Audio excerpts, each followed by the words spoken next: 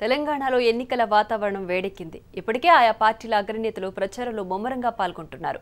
ఇప్పటికే తెలంగాణ నుంచి కనీస ఆదాయ వాగ్దాన సభను విజయవంతం చేశారు రాహుల్.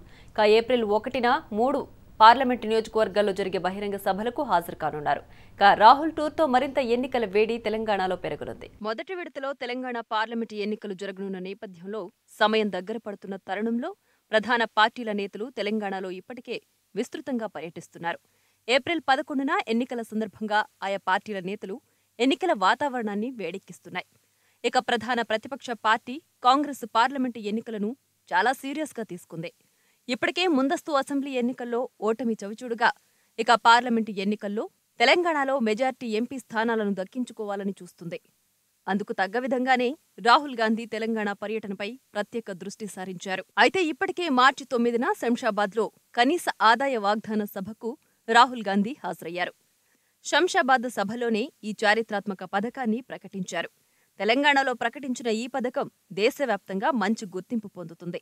నెలకు 12,000 కనీస ఆదాయం లేని కుటుంబాలకు నెలకు 6,000 రూపాయలు ఆ కుటుంబానికి నేరుగా బ్యాంకులో వేస్తామని రాహుల్ గాంధీ ఇప్పటికే ప్రకటించారు.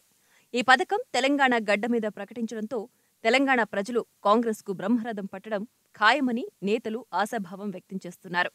తెలంగాణలో కాంగ్రెస్ మెజారిటీ ఎంపీ స్థానాలు గెలుస్తుందని పార్టీ వర్గాలు ధీమా వ్యక్తం చేస్తున్నాయి. ఏప్రిల్ 1వ తేదీన రాహుల్ గాంధీ తెలంగాణ టూర్ ఖరారైంది. 3 పార్లమెంటు నియోజకవర్గాల పరిధిలో జరిగే బహిరంగ సభలకు రాహుల్ గాంధీ హాజరు కానున్నారు. మొదటిగా మధ్యాహ్నం 12 గంటలకు జహీరాబాద్ పార్లమెంటు నియోజకవర్గ సభ జహీరాబాద్లో జరగనుంది.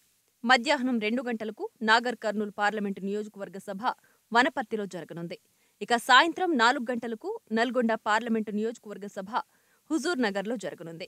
అయితే ఈ 3 పార్లమెంటు నియోజకవర్గ సభలో రాహుల్ గాంధీ అటు మోడీ ఇటు కేసీఆర్లను టార్గెట్ చేయనున్నట్లుగా తెలుస్తోంది.